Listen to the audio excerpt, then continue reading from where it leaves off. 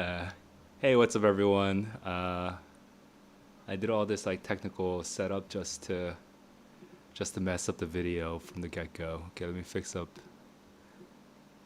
I literally don't know why this happens, but anyway, sometimes my window gets resized. Here am I in full size.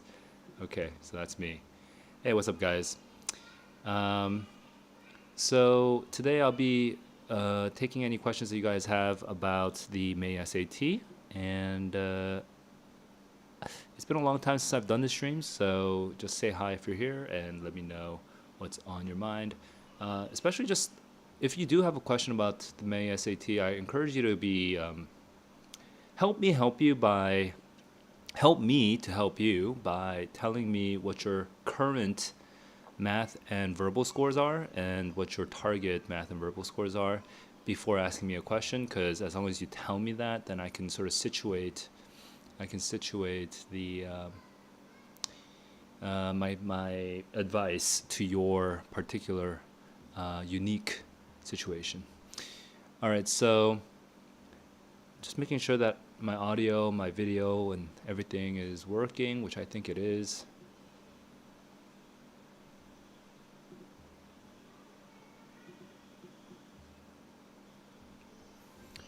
And we can go. So Oreo, I see you.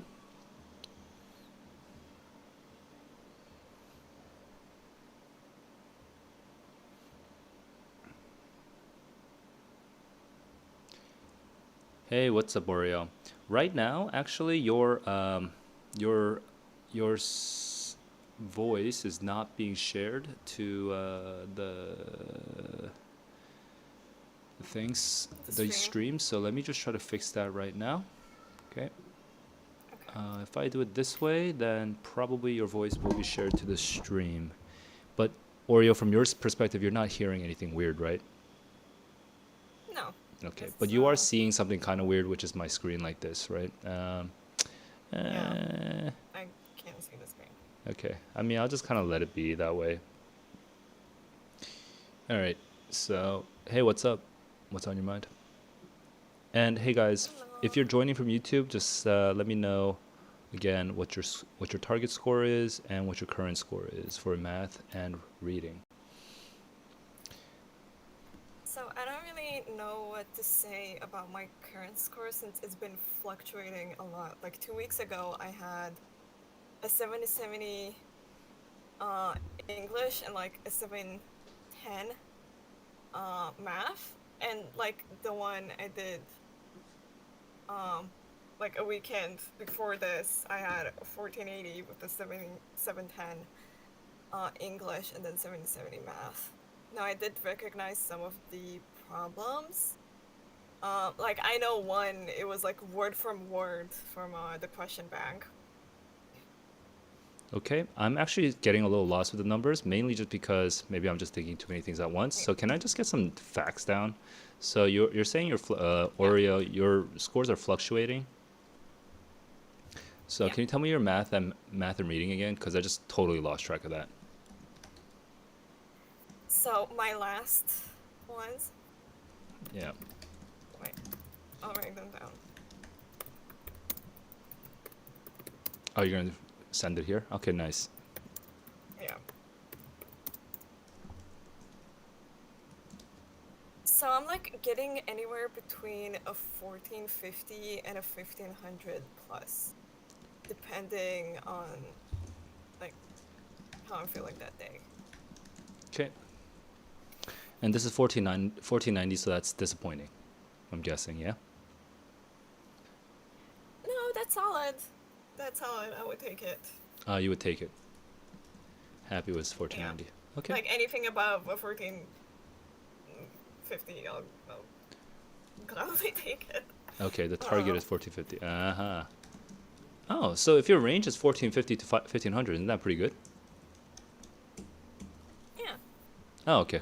Um, Nice. but I'm still nervous, I'm just honestly. nervous. Okay. And guys, if you're in YouTube, just go ahead and just let me know what your target and current scores are. But then I'm actually slightly confused how this feature works because I have this question feature up there. And oh, I do see. Oh, that's how it works. Okay, got it. Never mind. I see. I don't fully understand the questions features, but if you want to ask me a question, I guess there's a question feature, and then if you have a, and then I can see your chat as well. My bad. Anyway, back to you, Oreo. So you're pretty happy with your 1490, and you're right now the primary issue right now is nervousness. Yeah. Yeah. Okay. I think, and right now it's probably somewhere like afternoon where you are. It's not yet evening, so you have some time to kind of relax. So I do have a sort of Yeah. video about this, but I think the really thing to lock down, okay, my main tip is I think it's really just important to lock down how you're going to take the test.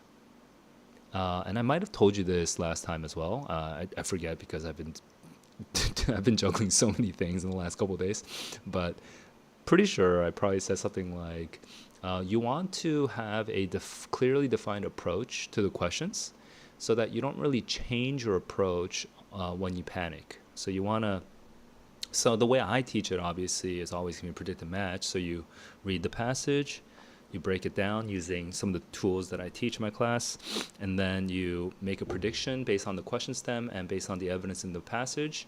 And that by itself should take anywhere between, depends on how short the passage is, how easy the question is, but anywhere between sometimes as short as like 15 seconds, which is very rare, and sometimes as long as a minute and 30, which is also very rare, just to make a prediction, right?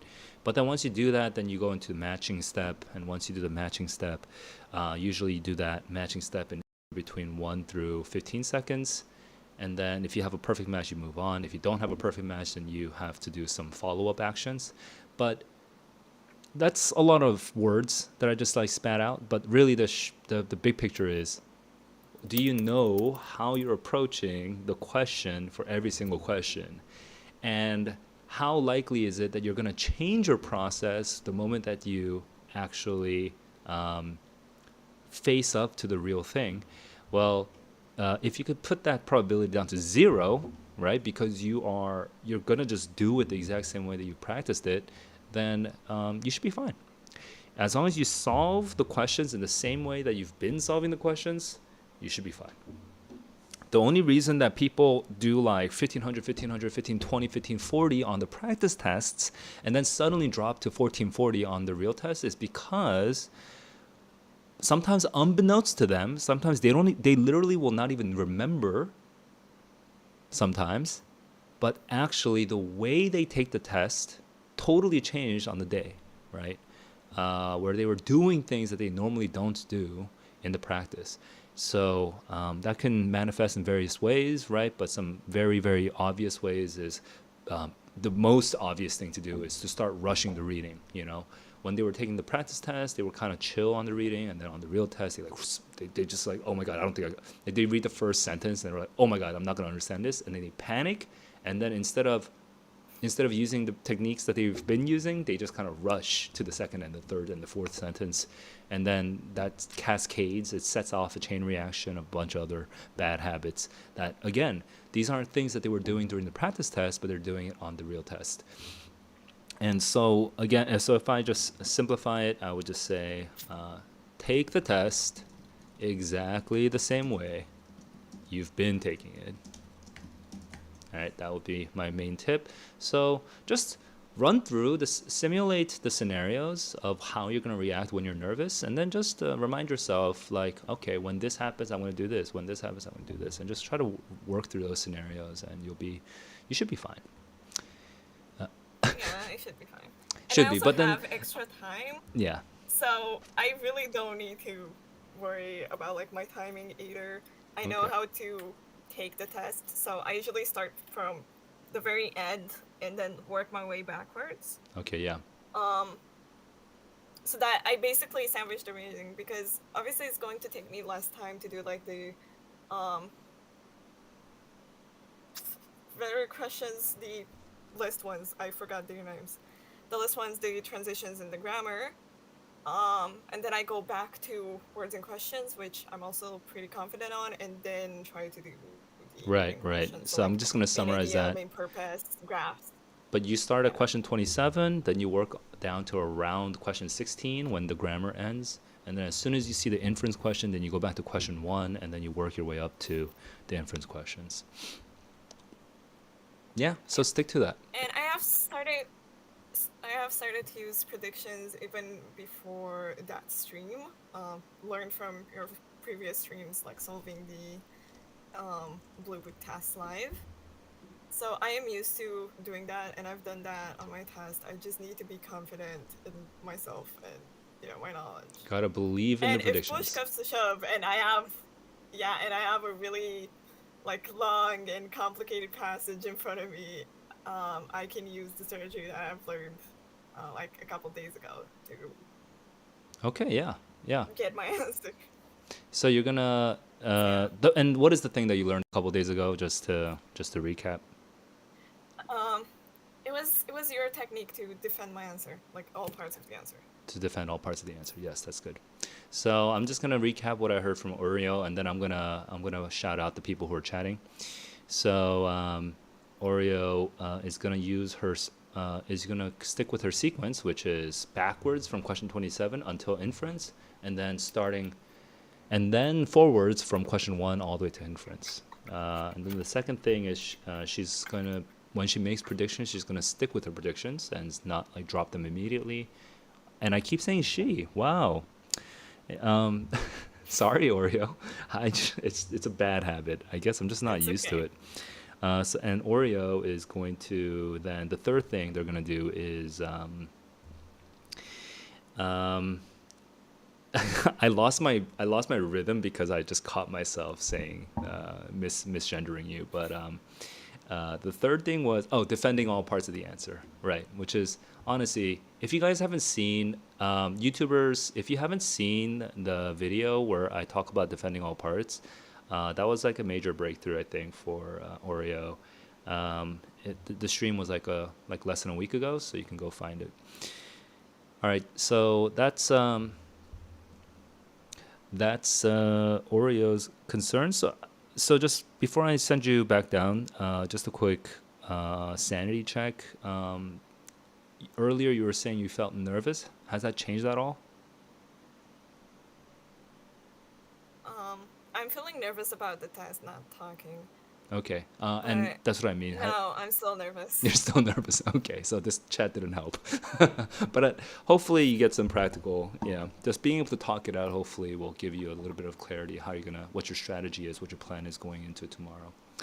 Okay, I'm gonna demote you again, and if you need to, if you have other thoughts, go ahead and just raise your hand. So let me just quickly respond to some chats that I'm seeing. First of all, Nurball was the first to reply, and your fluctuation between your best and worst reading writing score is 700 and 600. So you fluctuate a lot.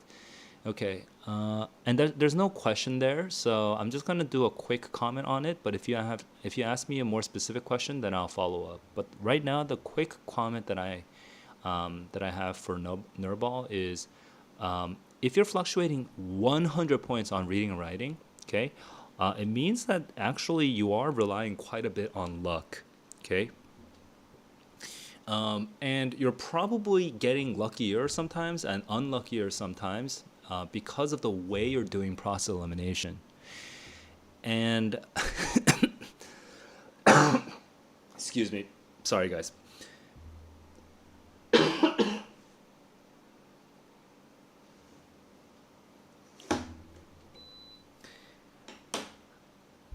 I'm gonna restate what I just said. If you're jumping 100 full points, right, for your reading and writing, your a lot of it is because you're lucky slash unlucky, and we need to actually get into like I don't know about for the May SAT for literally for tomorrow, but if you're gonna take the June SAT, which I think you will, because I think you are the person that I think you are.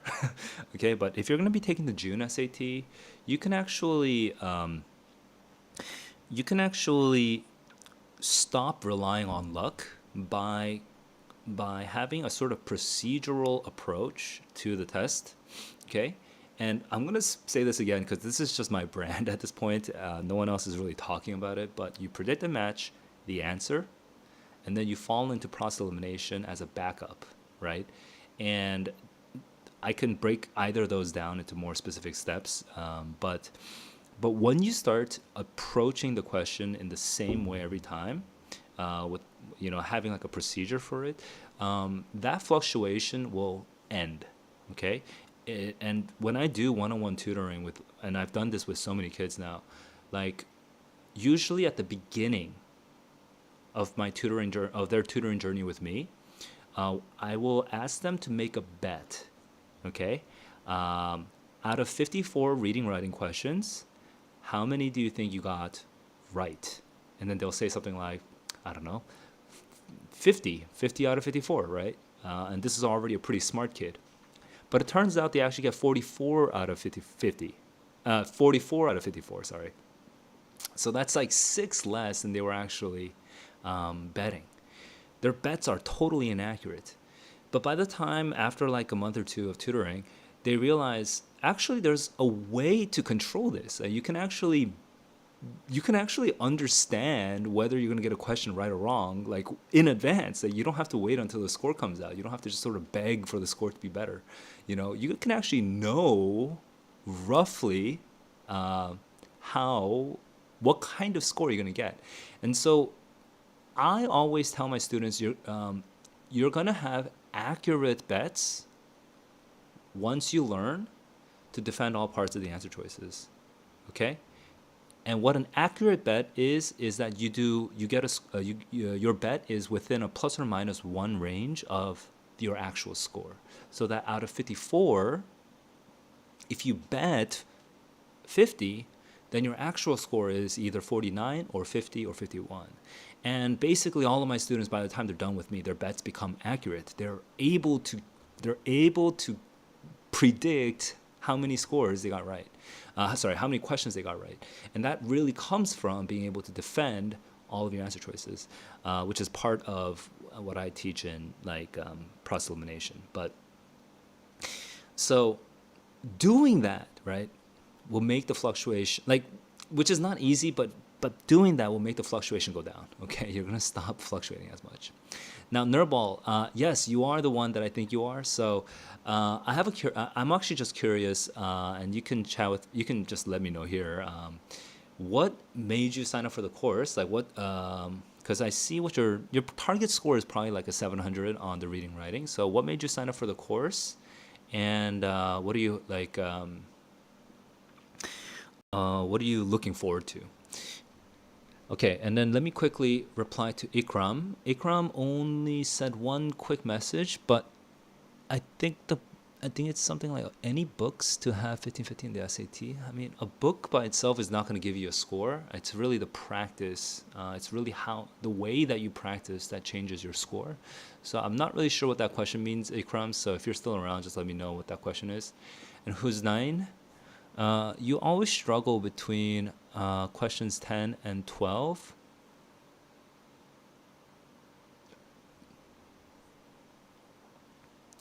That hinders you from scoring 750? Okay, that makes sense. Yeah. Um, so the question is, I honestly, I'm not sure, because if you're gonna take the May SAT tomorrow, then I'm of two minds regarding this. Okay, on the one hand, it's literally 1 day before the May SAT. I think the rational approach is to not change what you're already doing. Okay, I don't want to destabilize your test taking by introducing new ideas, right? Because it's literally just 1 day left. It's a little late to change your approach. Rather, I would say that you should just commit to the way that you've been doing it, but just think about the tools that you've learned to manage your time within your existing skill set, and just try to use those tools better, right? So that's my sort of sober, rational, I think wiser answer. Now, if you want the drunker, the irrational, and the foolish answer, which is to learn something new right now on the day before the test, then I could briefly. Um,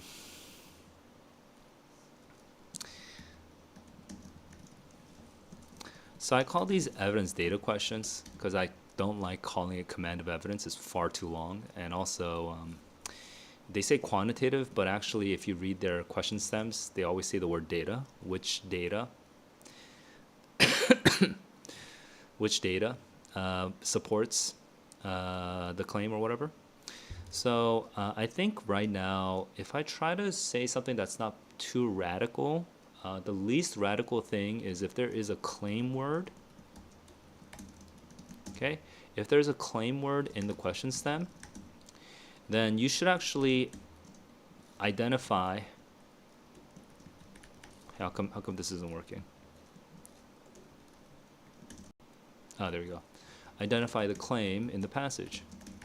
Okay, so what I mean by claim word is it'll sometimes say something like the researcher's hypothesis. Well, the hypothesis is a claim. It'll say something like the scholar's argument. Okay, then the scholars have to have an argument. Go and find that claim in the passage. Okay, and then highlight it if you need to, using the app, the Blue Book app.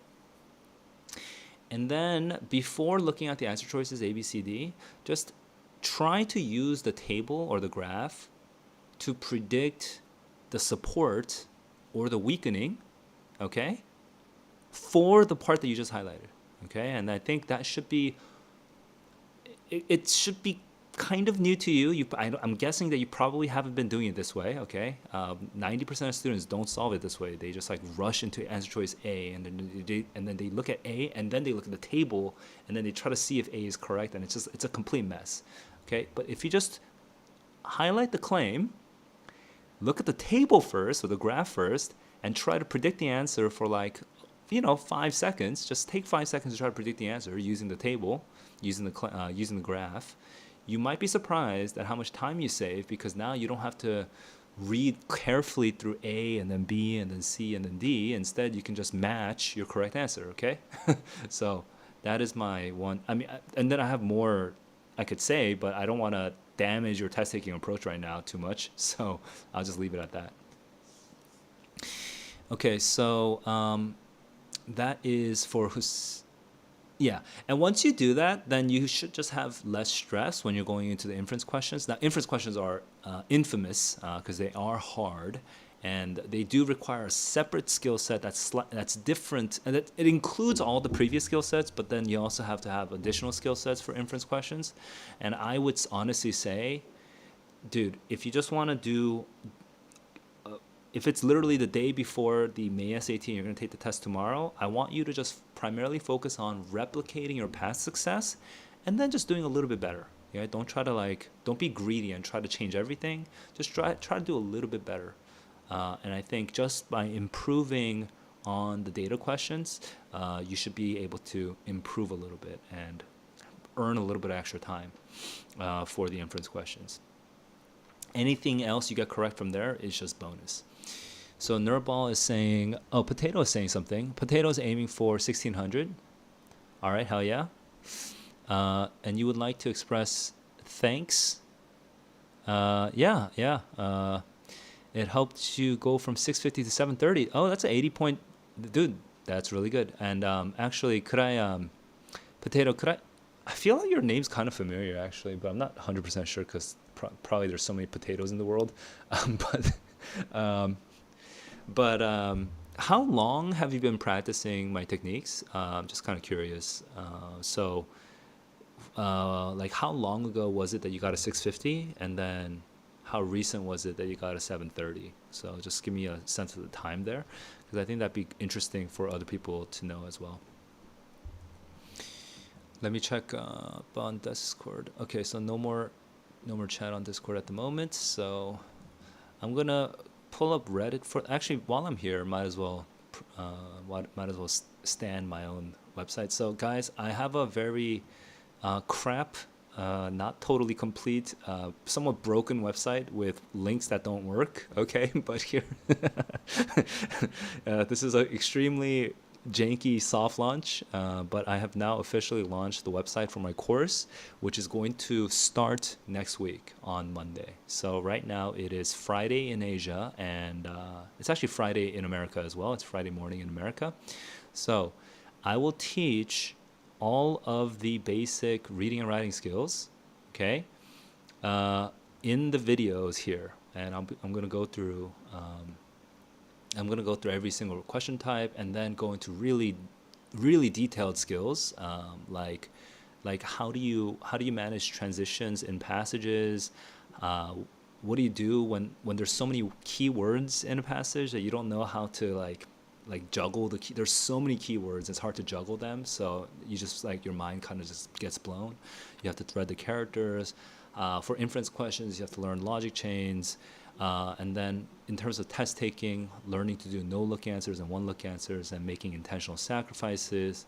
And then for process elimination, defending all parts and truly understanding the answers on your own.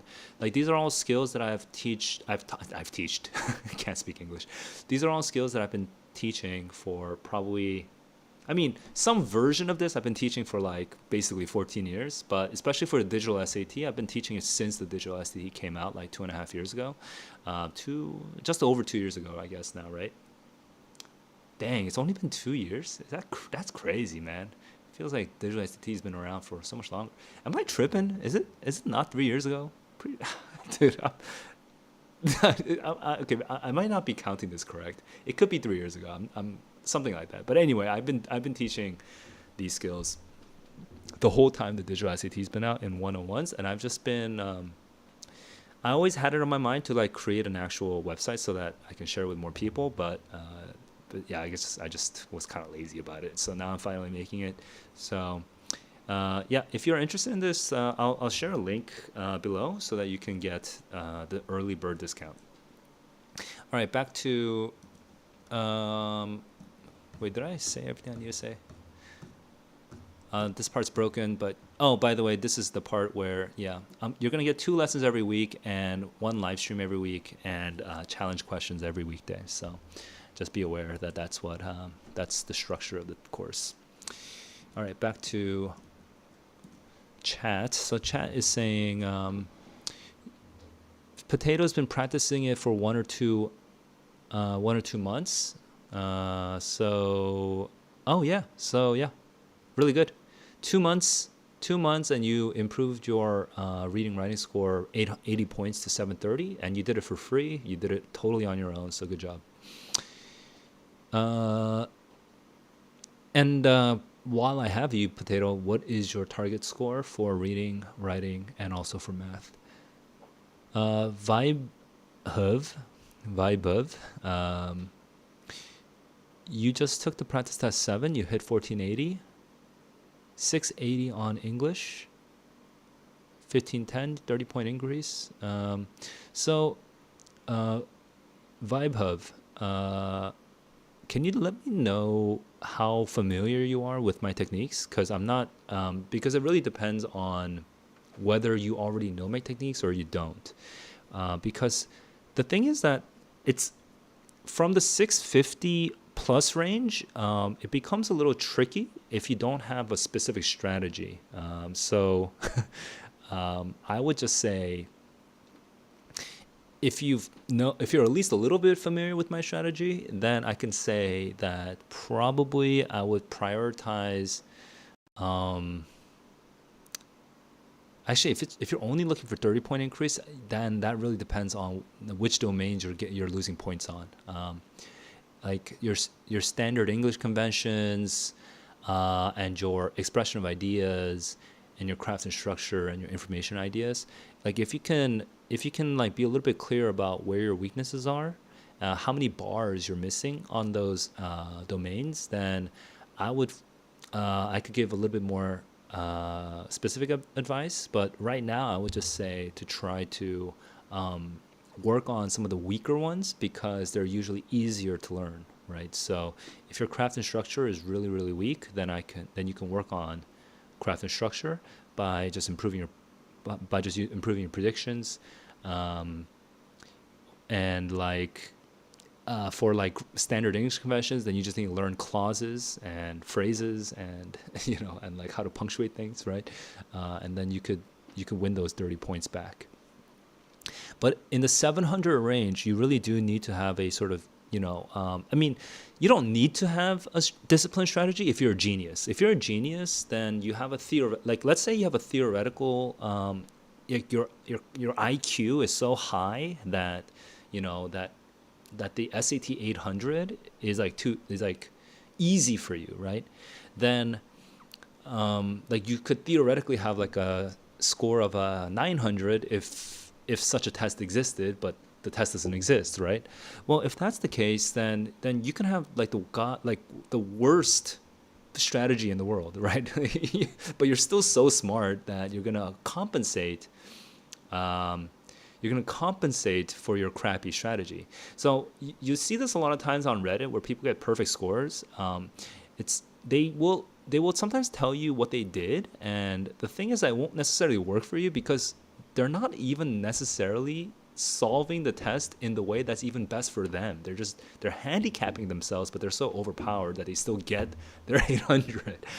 So you got to be a little bit careful about that kind of stuff because sometimes smart people just don't even know. Like there's like some runners in the world that are just freakishly athletic because of their genes, that they don't even have good running technique, and yet they're still faster and they last longer than other runners just because of their genes, right? So you have to be aware of that kind of inequality. Um, I'm looking at Potato again. Oh, Potato's giving advice, which is cool. Write down the main point of every text. Yeah, I think that is really good to do. And I would actually go further than that, but at least just starting there. I think that's really good to do after you solve a test for review before looking at the answers. Do not look at the answers when you do this, okay? Just read the passage again and just try to wrestle with that passage without the crutch, right? Without the armor of the answer key. Because the answer key gives you false confidence. Because then now you know that C is wrong and B is right. And sort of like, oh, duh, it's B. So then now I'm just going to. Then when you look at the passage, you're not even really you're not reading the passage to understand it. You're not analyzing it to understand it. You're actually just skimming it to look for evidence for B, right? And that makes you intellectually lazy. So really, I mean, this is not really advice for May SAT. It's more for June, but whenever you review a practice test, do not go straight to the answer choices. Instead, do the thing that Potato was saying, but do it before looking at the answer key, to just force yourself to truly wrestle with that passage. Delight is saying, should I start from question 27 and go backwards to 1, or from 1 through 27? So the thing is that ultimately you are still seeing the same questions, by the way, right? There's no change in the questions that you're seeing. You're still going to get 32 minutes and you're still solving 27 questions. So, and some of them are going to be stupidly hard and some of them are going to be kind of easy, right? Like that's just the nature of the game. There is no correct answer for how to sequence the questions. But if you're taking the May SAT tomorrow, right, I would strongly urge you to just do what you just did last time. Do not doubt, or just maybe you tried a couple different approaches, all right? Then whichever one subjectively felt the most comfortable, just stick with it, don't doubt it, believe in it, and just go with it, okay? Because today is not the day to be like, wait, hold up. I tried 1 through 27, then I tried 27 through 1, and then I tried 16 through 27, and then 1 through 15, and then I tried 27 through 16, and then 1 through 15. Dude. And then suddenly on the day before the May SAT, you're going to be like, wait, but is there a better way? Like, stop. Just commit. Just choose one, okay? Just whatever felt best, even if it's not scientific, even if it's literally just vibes, even if you're just like praying to College Board, like, College Board, tell me the best way, and then the College Board tells you, oh yeah, it's actually do the odds first and the even second. Dude, whatever. It doesn't matter. Just do whatever makes you feel good, because literally you can't really change your approach on the last day. Okay, so stick with what worked for you best last time. That said, if you are curious about long term, what Saul would say, long term, not for tomorrow, but long term, for maybe for June or for August SAT, I actually teach kids specifically to do from 1 through 27. And instead of using these little hacks to try to minimize their stress, I actually teach the kids to just like, how do I say this?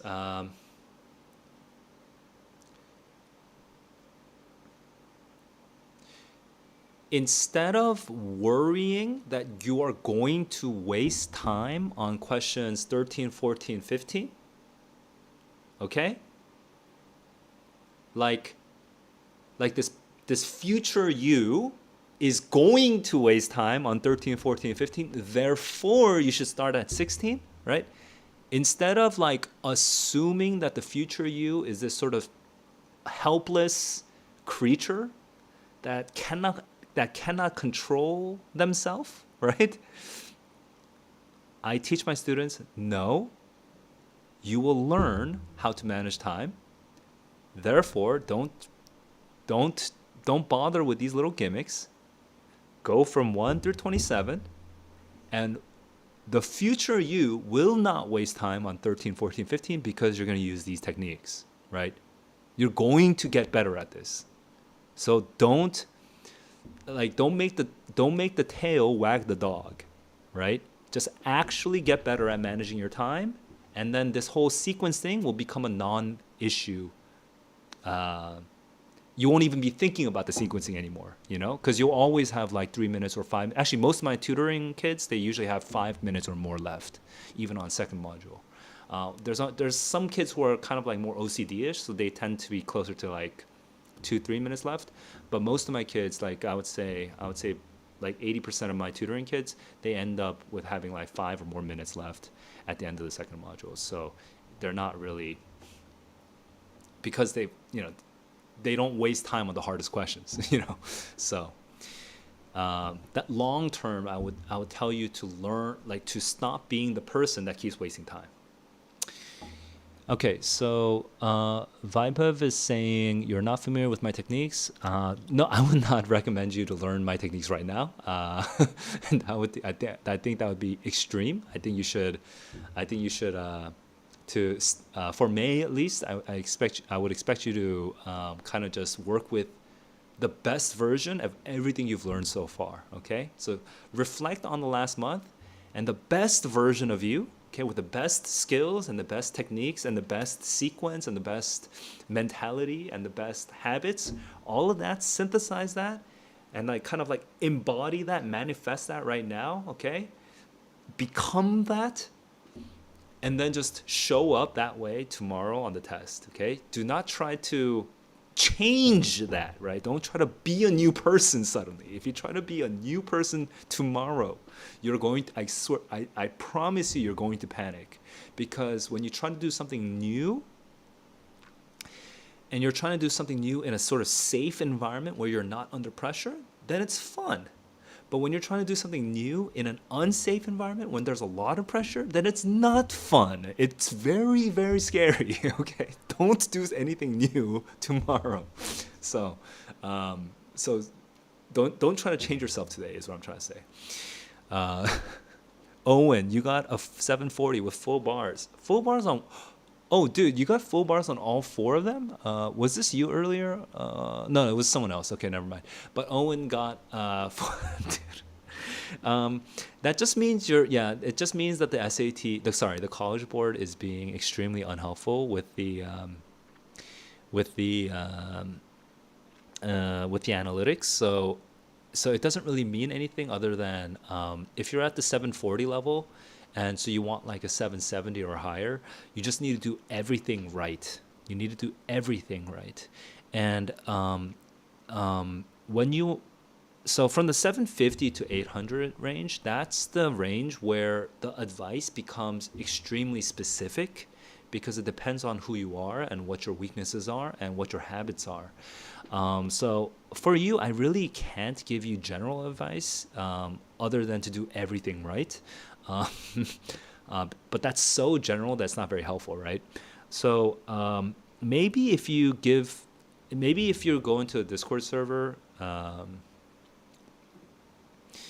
you go into a Discord server and then you like share some questions that you struggled with recently in the channel, okay, then we could have a more productive conversation. But honestly, at the 750 or above level, like, you know, you can get advice and people will tell you, well, you know, eliminate extremes, but you kind of already know that, right? I can tell you predict and match, but maybe you already know that. Like, you know, like there's like, everyone can say different things and they can all be kind of helpful, but the thing is that to really fix that, like, we need to talk about specific issues, okay? Because you have full bars, 740, you just need to tweak, you need to make little tweaks that improve your overall test taking, and it's hard for me to tell you what you actually need to fix. Who's nine is saying, how can you stay calm and read when comprehending at this stage of the test during the inference questions? Yeah, so I mean, am I creative right now? Am I creative right now? Probably not actually, but I'm gonna. Let me see. It's already 7:10. Wow. Okay. So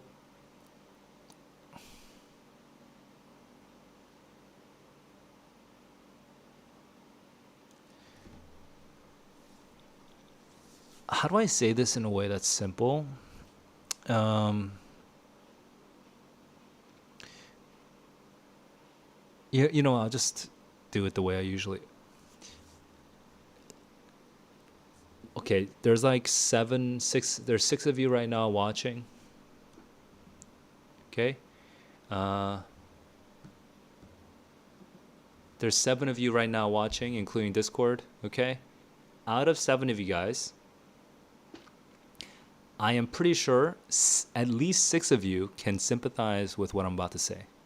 Okay? Sometimes when you are reading a hard passage, you don't understand, and this could be, by the way, in school, it doesn't have to be SAT. Okay? This could be anything. Sometimes when you're reading a hard passage, you can fail to understand what a paragraph is actually talking about, like what's actually saying, but you can pick up on what it's trying to do. Okay? One more time. You can read this whole passage and be like, I don't know what it's saying, but you can know what it's trying to do. You can know from kind of like tone or whatever. I was like, oh, this is trying to criticize a previous idea, right? Or it's trying to set up the author's own idea, or it's trying to get into the details of how this scientific mechanism works. I don't fucking understand what the mechanism is. I read it 3 times. I still don't understand it, but I know what it's trying to do. Does that make sense? So 6 out of 7 of you, I'm sure, have felt this.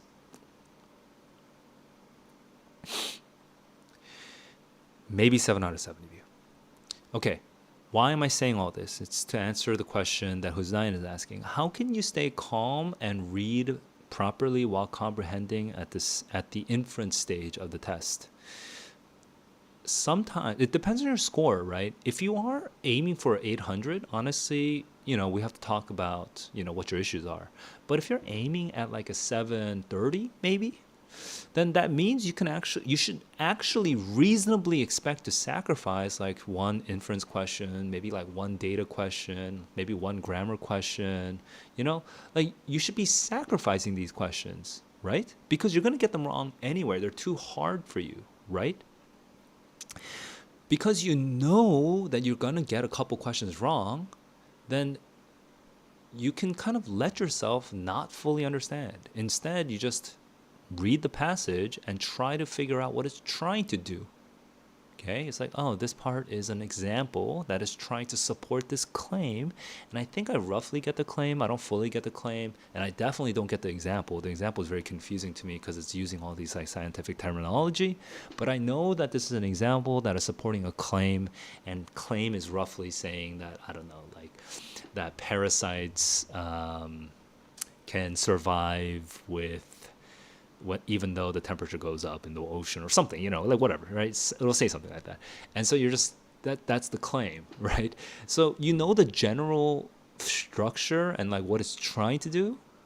And then for that really, really hard question, maybe that's good enough, right? Just let yourself be good enough on getting what it's trying to say, and then make a guess and move on and sacrifice that question because it's probably too hard for you. Because again, if you're scoring, like if your target score is 730, then that means you're probably getting around one wrong, maybe two if you're unlucky, one wrong in the first module, and about like 5 wrong to 6 wrong in the second module. Okay, so maybe that's the question that you sacrifice. And I think the idea of sacrificing, by the way, really does help you to stay calm. It reminds you that you can get a couple questions wrong and still get your target score. All right, Vaibhav is saying he or she or they sent the stats. Let me see. Here. Okay, Oreo had to go, so peace out, Oreo. And Fish Sauce is sharing. Oh, information ideas and expression ideas. Okay, so this was This is an unusual combination. Okay, but it does mean, I'm guessing that you probably. Oh, you don't know my techniques. Oh, interesting. That's even more interesting. And you're trying to get to 1510. Hang on, let me back off for a second.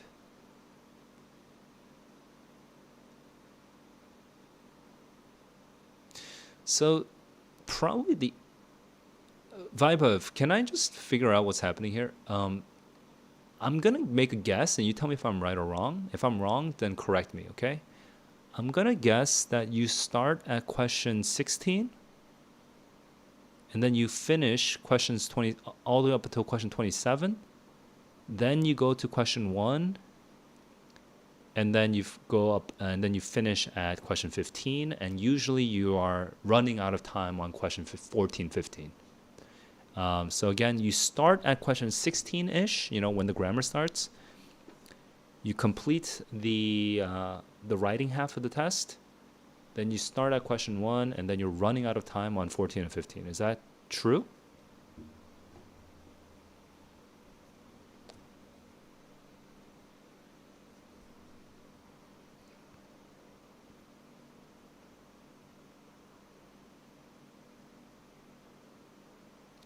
Oh, you move in order, but your vocab is bad. Huh, interesting. Your vocab is bad, but you're not dropping points in craft and structure. So I think you're probably being too harsh on your vocab right now. So you go in order. Interesting. Let me try to think what the issue is here. But you know what? Fish Sauce, if you don't really know, I would say probably you just... This weakness is what you need to work on, because you're probably dropping points that you don't really need to drop over here. Okay? But probably like half of this too is kind of the issue. But I would say if we focus on information ideas, you might be not solving the evidence questions in the right way. And it's making you overly confident. And if that's the case, I'm just going to go back to what I said earlier. Okay, if there's a claim word in the question stem, then I want you to identify the claim of the passage and try to predict the answer that will support or weaken the claim in the passage. Okay, so use the evidence in the passage to try to support or weaken the claim in the passage. That's the only. I feel like if you just do that, I mean, because I don't really know your specific situation, but if you do that, then your evidence questions will get better, and you should probably win a couple points here. And then if you intentionally sacrifice like the ludicrously difficult like evidence or inference questions, like you sacrifice them and you know you're gonna have one of these bars missing, that's okay. You just make sure to not get any of the transition questions wrong, and then you should be good to go for your 510 for your 30-point increase.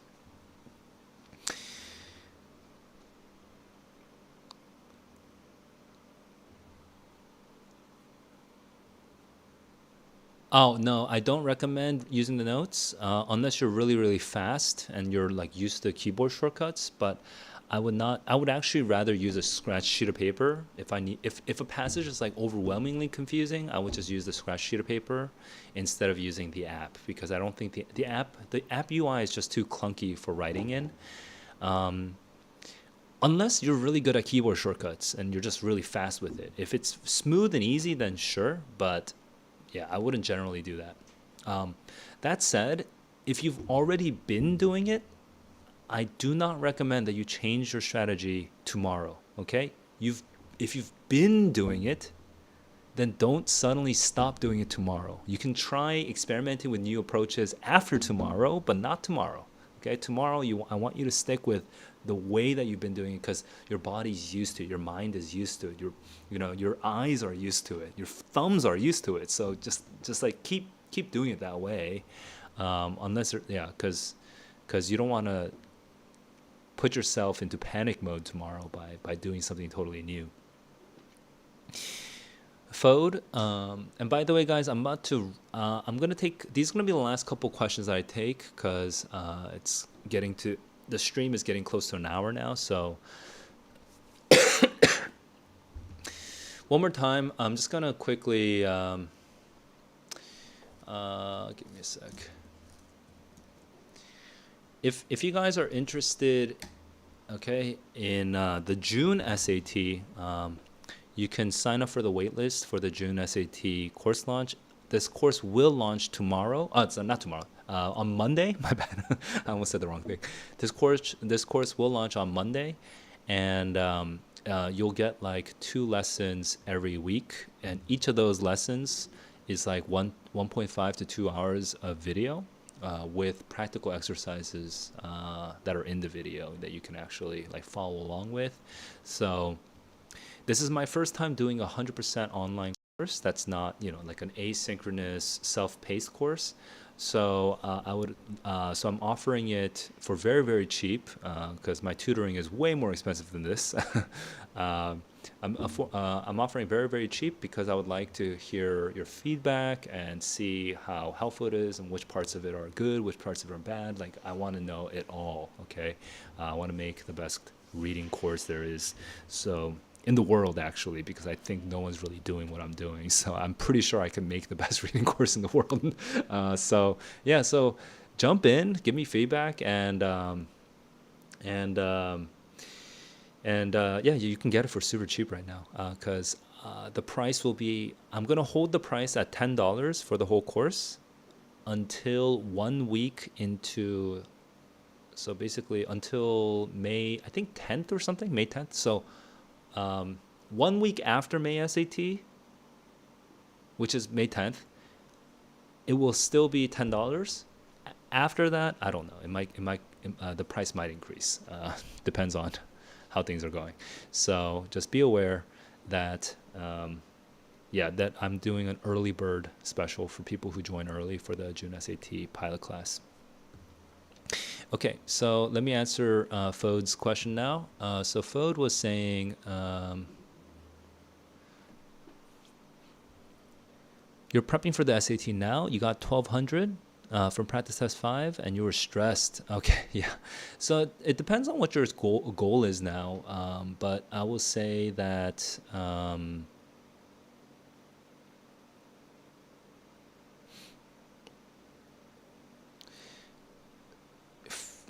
you are not getting 650 yet on reading or writing. Okay. So unless you are, but let me know if you are already at 650 on reading writing. But if you're at 1200, then you're not getting the hard second module. Um,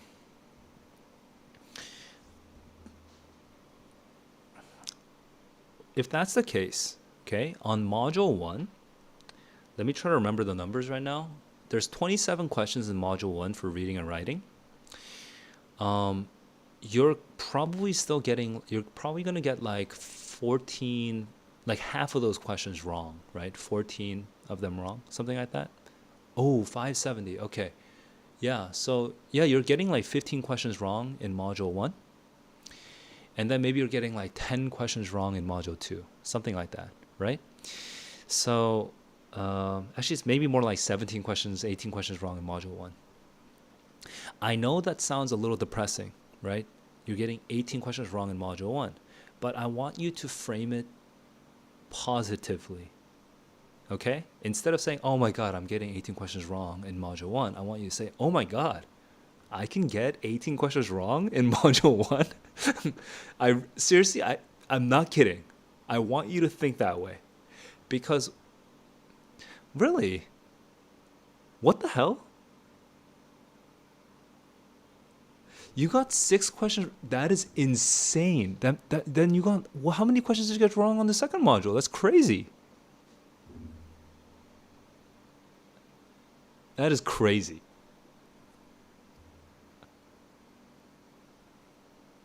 How many questions did you get wrong in the second module?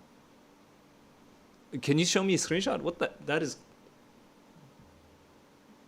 because then you would have to completely bomb the second module. Like you'd have to like just like leave the room. Like you'd have to, you know what I mean?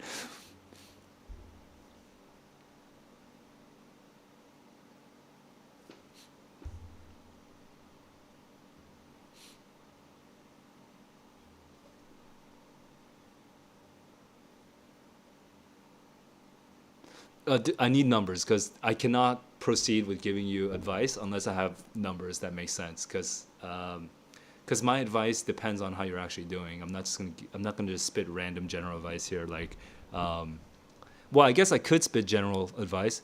Believe in yourself. Okay. Don't doubt your first. Don't doubt your. Don't second guess yourself. Choose the first answer that comes to mind. Eliminate extreme answer choices. I mean, I could just keep saying this forever. Look for, if you're on 50-50, then look for a difference between the two. Uh, Make sure that you reread the question stem because it might say the opposite. It might say weakens instead of strengthens.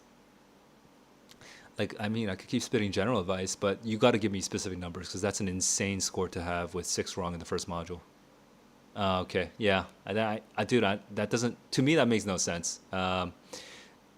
So I'm gonna, I will wait until you just join the Discord server, dude, and let me know what the actual deal is, because that is a crazy situation to be in, and I have no idea what advice to give you right now, other than, again, the super generic advice, like, don't second guess yourself, and find evidence in the text. You know, I can keep saying that over and over like a AI monkey, but yeah, but it's not going to be that helpful, I think.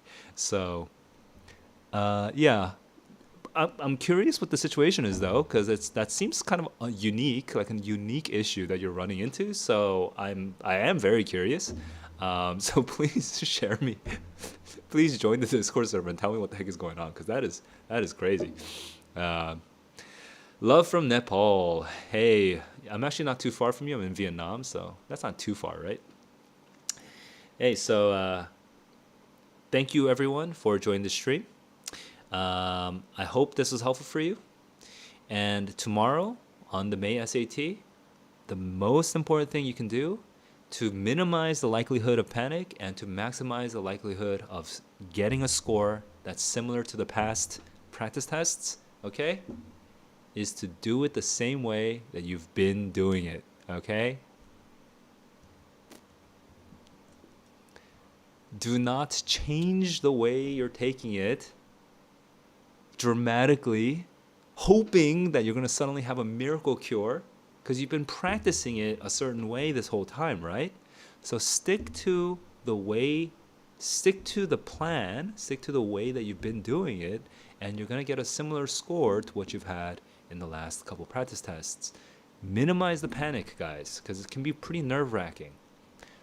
So good luck tomorrow. believe in yourself, okay? And believe in all the practice that you put into this for the last month, because it's not for nothing that you were practicing. So I want you to make your I want you to make your past self proud, right? Maybe you started practicing the SAT in March. Okay.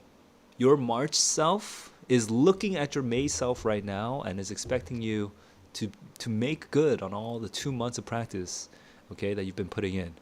All right? So, make that person proud. Stick to your plan and go get it, guys. Good luck, and I'll see you guys after the May SAT is over. Until then, keep on learning, keep on growing. Peace out.